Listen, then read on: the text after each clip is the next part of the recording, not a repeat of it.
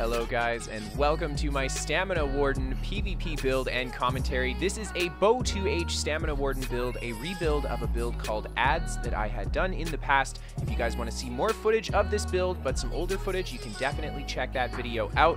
But this build is a very fast, very high damage, Speedy Mist Stamina Warden build. It has got a lot of damage, a lot of burst, and a lot of healing power, and it is very quick. You can kite zergs with this bad boy.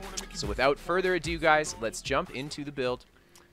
Alright, so let's take a look at that build, guys. So to start off, I am a Nord. I think Nord is a really good choice for this kind of build because we are a vampire with undeath, and we do use mist form, and you know, Nord's 6% damage reduction stacks nicely with Undeath. It all kind of fits in just to make you a bit more tanky. Nord also is going to give you that HP bonus and a max stam bonus, which is great for this build too because the HP is a little bit on the lower side, as you can see here.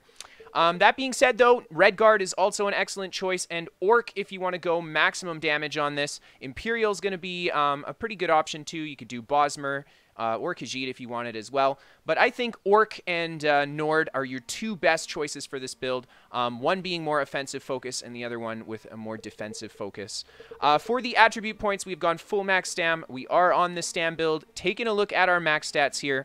12k magicka. Now, this is supposed to be full tri-stat glyphs on this build, so we'd have around 12.5k magicka if we had them. 19,500 max health. This would be around 20k max health if we had our finished glyphs as well. And then 36k stamina, and this will be just below 36k when we finish tri-statting. So really nice stat spread, I think. We got the 36k stam on the front bar, which is really awesome. 20k HP, it seems a little bit on the low side, but something to keep in mind is that we are a Nord, and we do get access to the minor toughness buff whenever we heal ourselves. So this is going to give us a 10% HP bonus, which is going to bring our HP on this build up to about almost 21 to 22k. So we got a lot more HP than this says here, so that is really awesome. Our sustain on this build, if we even check out the bow bar, because we are running better sustain on swap, 1,400 magicka recovery, 2,239 stam recovery. We'll buff up 2,500 stamina recovery on our bow bar. Yeah, this... The Warden has really good sustain. They have crazy sustain passives in their class, and this build just accentuates that, and we really play into crazy amounts of stamina recovery for a high damage build like this. This is very much so on the high end of stamina recovery for a higher damage spec, so this is great. This is going to help us out a lot. The Warden doesn't have a purge like the Templar, so we're going to be doing a lot of healing, so the big stam pool is going to help out with that healing and rolling.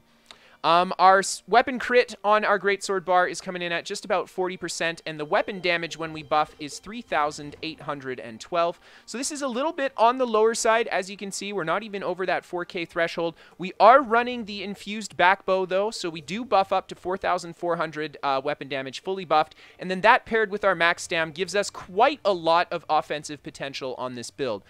So we take a look at our physical and spell resistance for this build. They are not so bad buffed at 17,500 or so for both of them. So it's not too terrible. And then our crit resist is coming in at 1,800 as well. So these are definitely not on the high side. This is kind of like bare bones medium armor. This build has a ton of healing power, and it is very high regen, and it's very kitey in medium armor. So your goal is to essentially try to avoid the incoming damage as opposed to just trying to tank it out. Try to dodge as much damage as you can. So these bare bone resists are just to kind of make up for the fact that, well, sometimes you're going to get hit anyway. This is about as low as you want to drop them. Don't go much lower than this for crit resist in PvP. You'll get punished too hard, I think.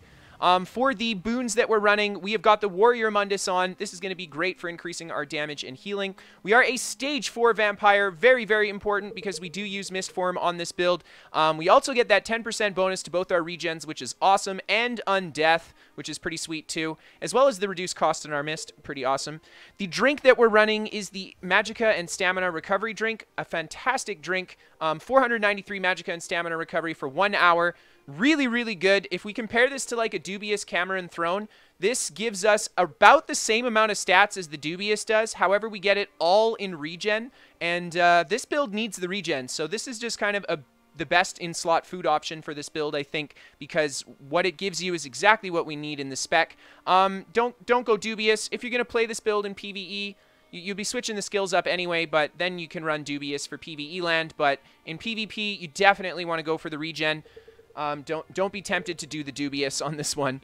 And then finally, for the potions that we're using on this build, we are using the Essence of Weapon Crit. This is going to give us our Major Savagery buff, which is the one buff that we're kind of missing on this build. And as well, it's going to give us the max health and the stamina when we drink it, as well as the increase to our recoveries, which is super awesome.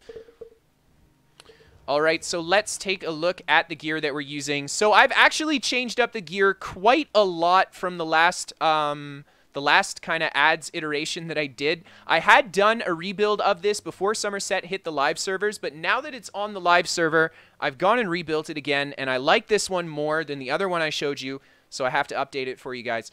So to start off, we are using the 5-piece hulking Draugr on our greatsword bar, and this is only on our greatsword bar. As you can see, when we switch to the bow, we lose the 5 hulking. We only need it on the front bar swap. We have all our burst skills and all our burst heals there. This is a burst build. We don't need to have equal damage between both our bars. So the front bar is going to deal way more damage than the back bar, and that's awesome. The next set that we're using is a 5-piece Bone Pirate, and this is in all our jewelry as well as 2 pieces of gear here. And the Bone Pirate is great just because of the amount of stat it gives you. It's going to give you a huge amount of max stamina for that damage and healing, as well as a huge amount of stamina recovery for, well, your stamina recovery. And yeah, between this and hulking Draugr, that's how we managed to pull 36k stamina without using any food to increase our stam, which is really sweet, giving us that huge amount of base stat. The big pool is also nice because it's kind of play into our regen. That being said, on the bow bar, we only have 31k stam, so it's not like we actually get to use that last 5k of the big pool anyway. It's more just there for the increased damage and healing. And then finally, the last 2 sets that we have here are Molagkenna and Veladrith, and we've gone with 1 piece of each of these for the 1-piece weapon damage that it gives. Now, if you want, you can go for a 1 Dama House here. The Dama House is going to be nice to give you that increased max magicka as well, if you feel like you need a bit more mag for Mist. That being said, the Dama House, I would really only, say, go for that over the weapon damage if you don't have the Tri-Stat Glyphs and you need the max magicka. If you have the Tri-Stat Glyphs, the weapon damage is ultimately the better option versus the max stat. Max stat just kind of plays into sustain as well.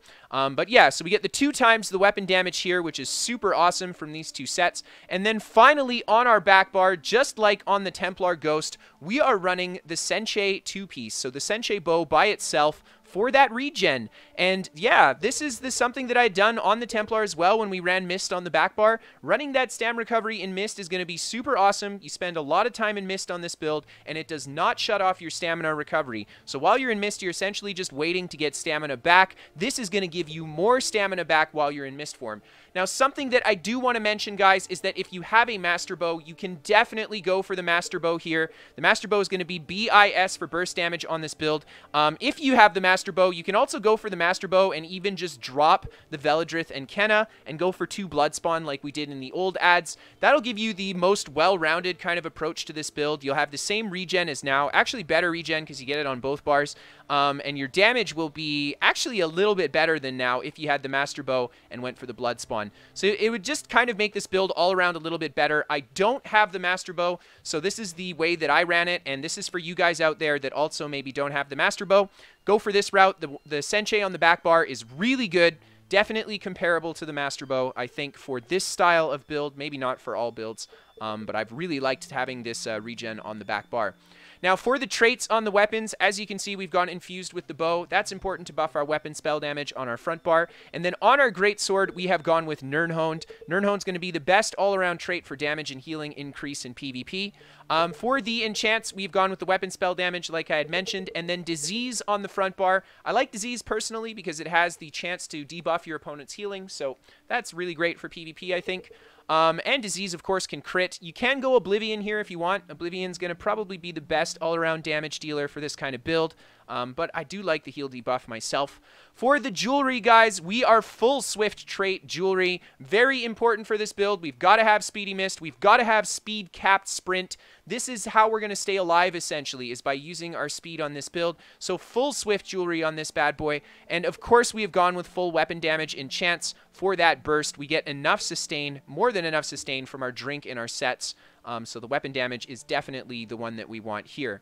And then on the gear, guys, we have gone with a mix of well-fitted and impenetrable. Ideally, I would say you might want to run, I would say probably 3 impenetrable and 4 well-fitted. I have 2 impen and 5 well-fitted on, so that's why my crit resist looks a little bit lower. If you feel like you're a little bit too squishy, go for the 3 impen. You definitely want to have at least 4 well-fitted, though. Well-fitted is super important for this build. You've got to have a good uptime on your roll dodges, be able to dodge as often as possible. So the well-fitted really helps with that. And the well-fitted is nice for that sprint cost reduction. We do quite a bit of sprinting because we are in medium armor, so that's going to play into that as well. All right, so let's take a look at the skills that we're running. Let's start off on the Greatsword bar. So to just say it quickly, the skills have not changed since the last Adze build. We are using the same skill set that we had before. So let's run through it. The first ability that we have is Reverse Slice. I'm actually going to buff up on this build so you guys can see the tooltips as well. They're not too shabby. Almost a 6k tooltip on Reverse Slice, so not too bad. This is going to be our primary execute. I went with the AoE Splash Morph simply because we're on the Warden and we have a lot of AoE burst potential on this build. So Reverse Slice is going to pair really well with that AoE burst, giving us just more chance to kill more players. So the next skill that we have is Critical Rush, and as you can see, we're coming in at that almost 7.3k tooltip, which is pretty sweet for the Warden. My Templar has around a 7.4k, so the Templar is a little bit higher than the Warden. However, the Warden gets the penetration, the Templar gets the crit damage bonus.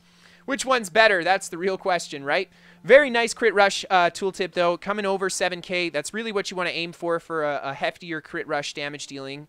So, yep, there you go. This is going to be your primary gap closer. It always crits. This is not a super heavy crit focus build. That being said, though, it is nice that this guy always crits.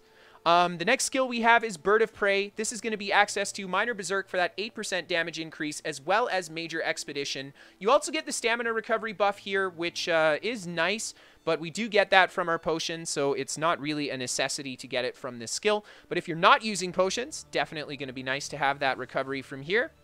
The next skill that we have is Rally. This is going to be our heal over time buff and one of our burst heals. This is not our primary burst heal for the Warden, just because Soothing Spores is, well, often the heal that you'll want to go for first because it procs the Major Mending. Rally is going to be the burst heal that you use to follow up your Major Mending after Soothing Spores for that really huge Rally heal. And Rally's quite good on this build because we have quite a lot of healing power, easy access to Major Mending. So yeah, we're going to follow up our Soothing Spores with Rally and get massive amounts of Rally heal from that.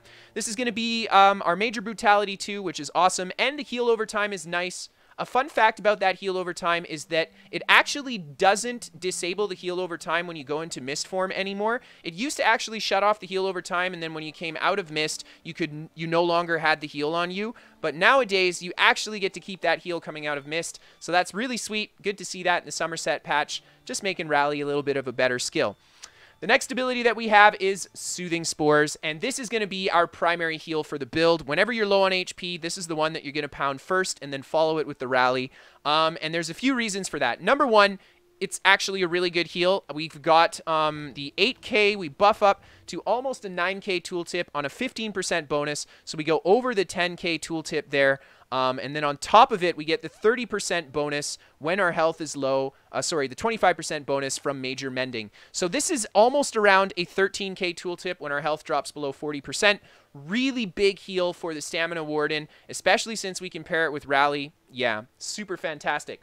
Now, a little thing that I did want to mention is that if you let the Rally heal get to a big amount, as you can see, we're at the almost 12k value on the Rally burst heal. Rally actually has the higher burst heal than the Soothing Spores does. So that is why you definitely want to go with Soothing Spores first and then follow it with the Rally, because you could potentially get the biggest heal possible off your Rally that way. For the ultimate on the Greatsword bar, we have gone with Dawnbreaker of Smiting. Dawnbreaker of Smiting was chosen because it is a massive AoE ultimate. It'll deal a huge amount of damage to everyone in front of me in a cone. It'll stun everyone, put that huge dot on them as well. This is going to be a fantastic ultimate to pair with our Subterranean Assault on the Warden. Subterranean Assault into Dawnbreaker of Smiting, into our heavy attack, into our Reverse Slice. Yeah, that is all AoE. a lot of burst damage and a lot of potential to nuke a bunch of players with it at the same time. Really good ultimate for the Warden. Really, really good ultimate for the Warden. Now, I did not go with Dawnbreaker, Flawless Dawnbreaker on this one, simply because the increased weapon damage doesn't benefit the Warden as much as it does some of the other classes. Warden doesn't stack weapon damage quite as well as the other classes do. So I thought Smiting would be the better bet. Smiting also paired better with the Warden ultimate because we have a lot of AoE on the Warden already.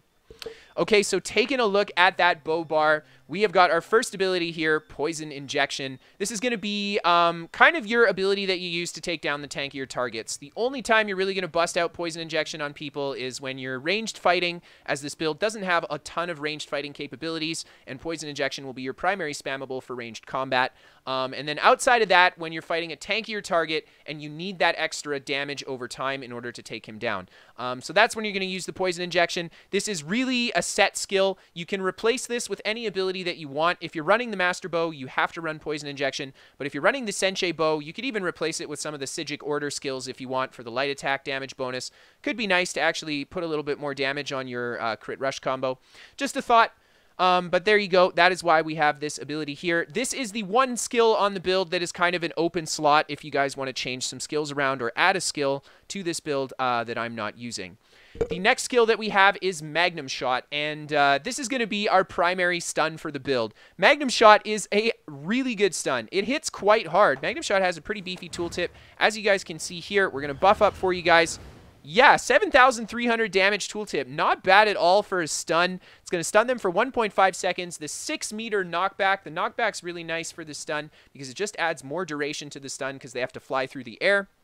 And then on top of it, Magnum Shot is going to knock you back as well. And this pairs really well with our Crit Rush, which will deal increased damage as we're further away from the target. So Magnum Shot, Crit Rush, and we'll hit that bad boy. Now, Magnum Shot only has 10 meters of range, and it'll knock you back 6 meters and your opponent back 6 meters. So that means at maximum distance, Magnum Shot can create a 22-meter gap between you and your opponent.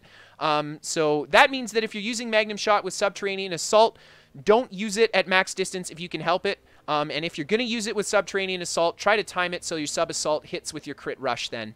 Otherwise, you might knock them out of the distance. Sub-Assault has the 20-meter range, so you're just out of the Sub-Assault range if you do the full Magnum Shot knockback.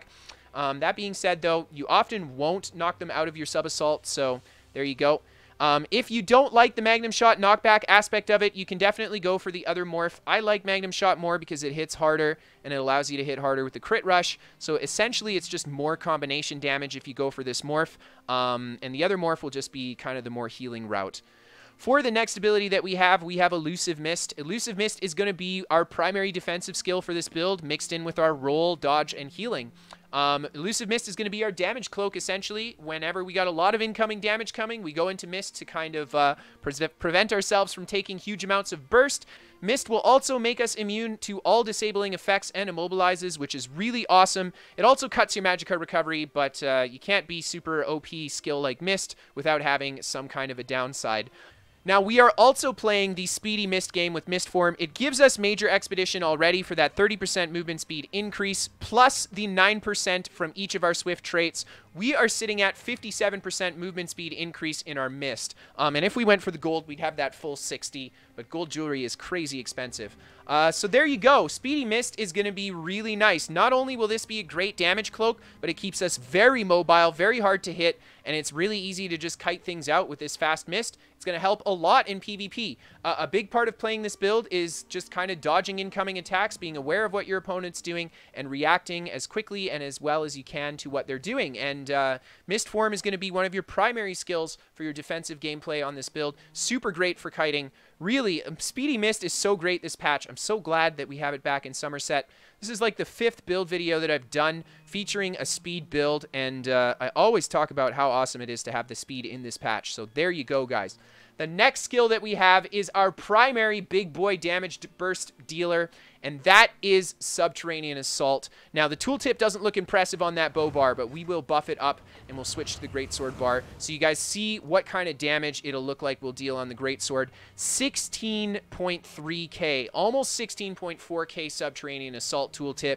super, super huge AoE damage on that ability. This is going to be the set for your burst. You want to always have your SubTraining Assault down when you can. You'll be constantly putting this ability out, and it is going to dictate your burst, essentially. And it is nice, too, because Subterranean plus Mist Form, you can use your Mist Form to kind of hide your SubTraining Assault, so it's a little harder for players to predict when it's going to come, because Subterranean is a rather easy skill to predict coming. So yeah, the speed plus Mist makes it easier to use this, especially in World PvP. Now, this ability here pairs super well with Burst in general. We get that big debuff, Major Fracture, for that 5k physical resistance debuff. That's just going to play even more into our outgoing damage. Yeah, this skill is crazy good. I absolutely love it. Anyway, let's move on to the next ability. We have got Ice Fortress. This is going to just be access to our defensive buffs, our physical and spell resist buffs, which is great, as well as minor protection. Just protection all around here. Just defensive protection all around. Cast this guy once every 24 seconds, and that is it.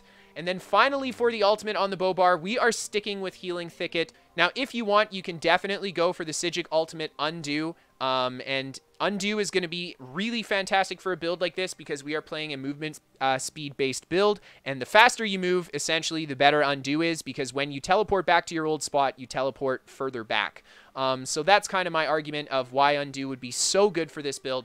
That being said, Warden has crazy healing power, and Healing Thicket is a really good ultimate to take advantage of that. This is going to be a really, really, really good heal for the Warden. Great heal over time. And, of course, the Healing Thicket morph is going to be good because it will just give us more healing as we leave the circle as well. And this is quite a mobile build, I think, so having that extra healing as we leave the circle is really awesome, too. So there you go. Healing Thicket also is going to be nice because we can use it on friendly targets, and it has a very low cost, so it essentially gives us the ability to be pretty tanky on a very not tanky build, which is kind of cool. That being said, it does require you to kind of sit in your ult to maintain that tankiness, so it has its drawbacks as well. All right, guys, so let's take a look at the champion points that we're running on this spec. To start off in the tower tree, we've got 18 Warlord and 18 in Sprinter. You got to break free and you got to sprint. Maybe I should have put a couple points in bashing focus here. Not so bad, though. In the Lover tree, we've got 64 Arcanist and 64 Mooncalf and 0 in Tenacity. We have huge regens on this build, so I just dumped everything regen. Windrunning being the important passive here. For that Magicka recovery when we sprint, it's going to be really nice because when you're sprinting, you're going to be out of Mist Form, so you want that bonus Magicka recovery anyway. In the Shadow tree, we have got 66 Tumbling and 20 in Shadow Ward. Big focus on Tumbling here because we're going to do a lot of roll dodging on this build. Roll is going to be our primary defense with Mist and Healing. And we're going to do blocking as well, so we did not neglect Shadow Ward. You won't block as much as you'll be misting, but you definitely need to block attacks in PvP regardless of what build you're playing. So there you go. In the Apprentice tree, we have got 19 in Blessed, just for a little bit of healing increase. Just had a few points left. In the Atronach tree, 81 Master at Arm, 39 Physical Weapon Expert. Master at Arm is going to increase all of our burst damage on this build. Dawnbreaker, Subterranean, Critical Rush, Executioner, all of that gets Master at Armed, so that's going to be great for our outgoing damage. And then the rest of the points we put into Physical Weapon Expert for that increased light and heavy attack damage, which is really nice too. We get the splash on the Greatsword, so this is actually pretty important for our Greatsword bar too. And then the Tactician passive, when we use Roll Dodge, we set an opponent off balance. This is going to be great because we can stun an off-balance opponent with a partial charged heavy attack off our bow or greatsword bar, so it actually gives us access to another stun on this build, as well as kind of a trolly long-distance range stun if we dodge an attack. And then on top of it, the Exploiter passive comes into that as well, so we deal 10% more damage to an off-balance opponent. So if you have a bunch of guys attacking you and you roll, dodge a bunch of attacks, drop a Dawnbreaker with your Subterranean, you can deal huge amounts of burst damage to those guys thanks to that Exploiter passive and your off-balance passive playing into that. So taking a look at the rest of our points in the ritual, we have got 43 Mighty, 42 Piercing, and 26 in Precise Strikes. Big focus on Mighty and Piercing because we have a lower crit rate on this build, only 40% on our Greatsword bar, so we didn't go super huge into the crit for that reason. Didn't want to neglect it though because we still have Crit Rush, so we still put a little bit of points in there, but definitely the focus on Piercing and Mighty, making this, interestingly, a more penetration-focused stamina build, but that is pretty normal for the Warden, I think. And you know what, guys? Now that I think about it, we don't have the Last Stand passive, which gives us major heroism, and we don't have that buff from our skills anyway, we could actually take some points out of the healing here and put them into the ritual to get the major heroism buff. I definitely think that would be the best way to go. Super noob of me to not realize that I didn't have this passive. Definitely want to have both 120 passives for this build, Tactician and the Last Stand. In the Steed tree, we have got 56 Ironclad, 54 Resistant, and 10 Spell Shield. Big focus on Ironclad Resistant because a lot of incoming burst abilities that will kill you are direct damage, so that's going to be our counter to that. And then Resistant because we don't want to take a huge amount of crit damage, and this is going to help defend against crits. A little bit in Spell Shield and Medium Armor focus here, just to bulk up our resists with those front heavy points. And then in the Lady tree, we have got 23 Hardy, 23 Elemental, and 26 in Thick Skinned. A little bit more focus on Thick Skinned to defend against the dots. We don't have a Purge on this build, but we have huge amounts of burst healing. So dots shouldn't be a huge issue. Between Mist Suppression and burst healing, you should be able to deal with dot builds if you kite them out, just like everything else. So there you go. And the rest of the points here, just to bulk up our defense against incoming physical and magical damage. And then in the Lord tree, we have got 49 in Quick Recovery, and that is for that healing received. And there you go, ladies and gentlemen. That is the build. All right, so let's take a look at that PvP commentary. So to begin, we've got a nice little solo clip for you guys here. This is a fantastic solo build. This is great for solo gameplay in open world PvP. Because it's so fast, you can just kite a lot of stuff, but it's also good for group gameplay too, because we have so much AoE damage, and we have a pretty good heal. Actually, two good heals that we can use for group heals too. So this build has some applicable group gameplay as well, but for the most part, this is definitely a solo spec. So let's take a look at it. As you can see here, we missed into the tower, into our little bit of safety zone here, where we can kite out the opposing players and, well, get some kills. And as you can see there, we managed to catch one of the guys off guard with a great little ultimate combo and our subterranean, and we finish him off. And here comes some other DC players, and we're just going to continue to fight them up here. So a question I had gotten on the old Adze video is, what is the general combo that we use for this build? In general, you want to make sure that you have your SubTraining Assault up at all times that you can, because your SubTraining Assault is essentially like the lead of your combo. And you can see here in all my combos, I make sure to keep that SubTraining Assault up, refreshing it as often as possible. And I don't attack with my SubTraining down very often. The only time I'll attack when my SubTraining is down is if my opponent's already low HP and I can go in for a kill without the SubTraining. But for the most part, you see me always refreshing it. So that is generally the beginning of the combo you want to do with this build. And then the rest is just kind of fluid. You stun when you can stun, you poison inject when it's appropriate, and you crit rush and you magnum shot when you get the opportunity for those abilities.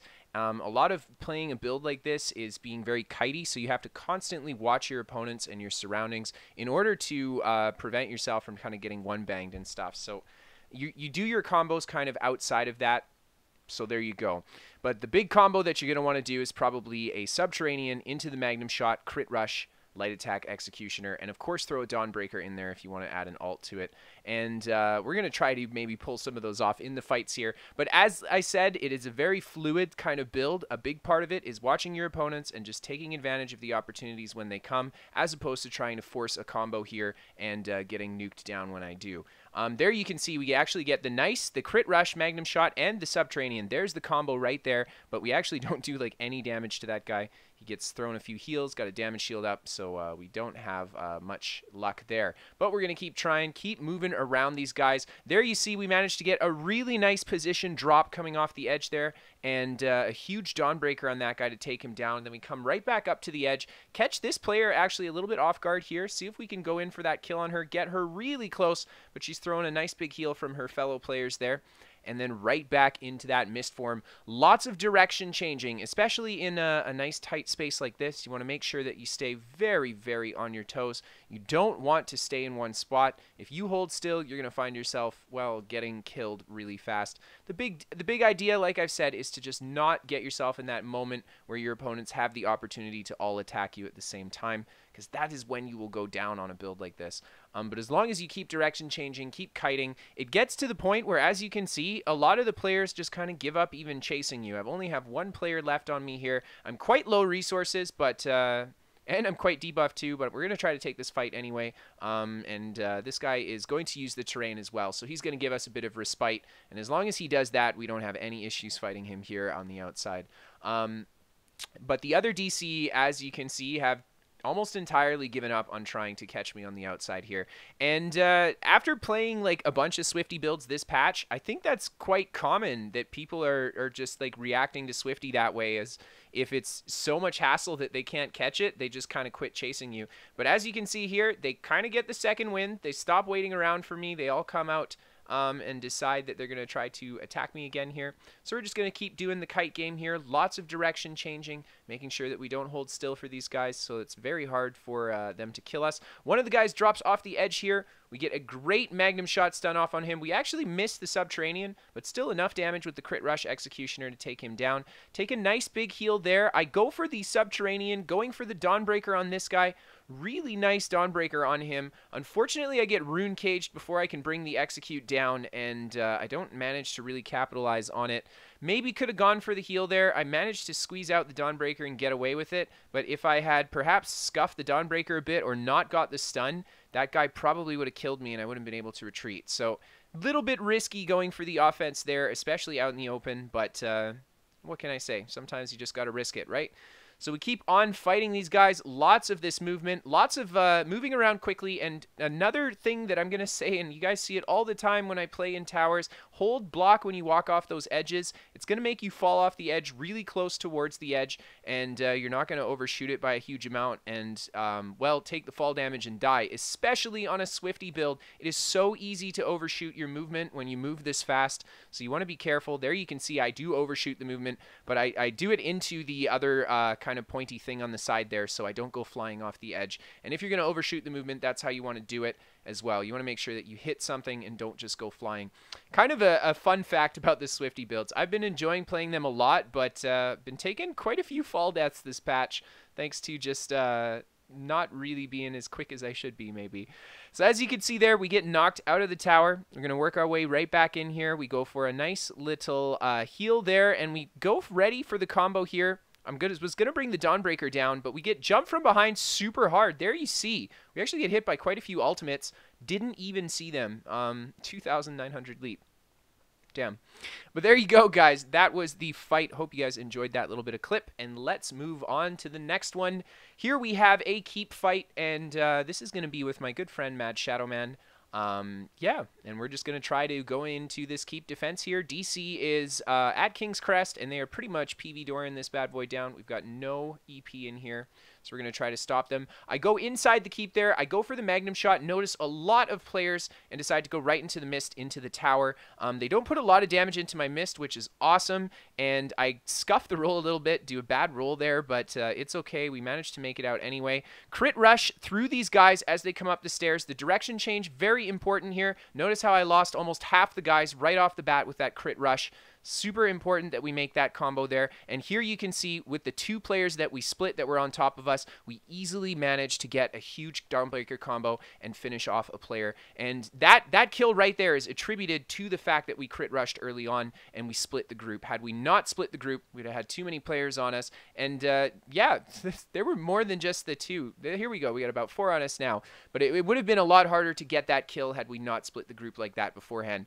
So that's why I say, like, a movement build like this is just so good for world PvP. There you see the almost get the full heavy attack off. Pretty close there. Nice little sprint into heavy just to kind of close that distance. And here you can see we are now on the opposite kind of tower here from the rest of the blues, and we have really just kind of split them up into our own little area here. Mad Shadowman's also running around in here, but we're fairly independent of each other when we play in keeps like this, because it is fairly easy to stay alive on these kind of builds and keeps. So we work together as we can, but for the most part, we're just trying to split this group up. Huge amount of damage. There you see that big crit off the Subterranean, actually finishing that player off.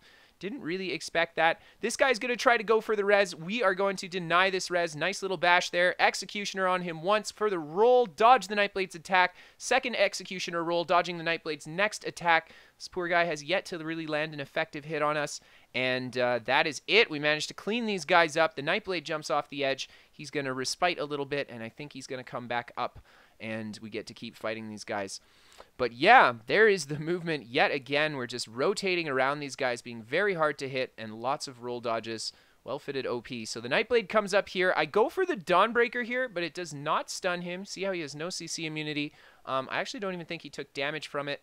I don't know. A couple times today I canceled a Dawnbreaker and it literally just did nothing. And I was like, all right, that's not really what I want. But the Nightblade decides to run off now that me and Mad Shadowman are both here, and we have a third EP player that comes up. And lo and behold, behind us, the rest of the DC are starting to pile up a little bit more. So what I'm going to do is put a little bit of damage into these NPCs, because these guys are going to be a pain. We don't need extra stuns coming out from them. We don't need extra negates, etc. So I try to take a few of these down. Mad Shadowman goes into the enemy group, but I think they're a lot larger than he anticipated, and he ends up getting killed. So I'm actually just going to do a mist kite through there. The mist kite's very important because it's going to hide the emblem over your head, so it makes you a little bit harder to detect. So we get a good mist kite there. Great Dawnbreaker combo coming around that corner. Catch this guy totally unawares, and manage to get a really, really nice kill off on him again. And yeah, back to the mist kiting. Very low on resource here, and we go down. Maybe a little bit too many rolls there, and maybe we should have moved into a better position. Oh well, though. Great fight, and I can't complain too much. Anyway, guys, I hope that you enjoyed this footage. If you guys liked this build video, feel free to hit that like button, and feel free to hit that subscribe button if you guys are new here and haven't done that already.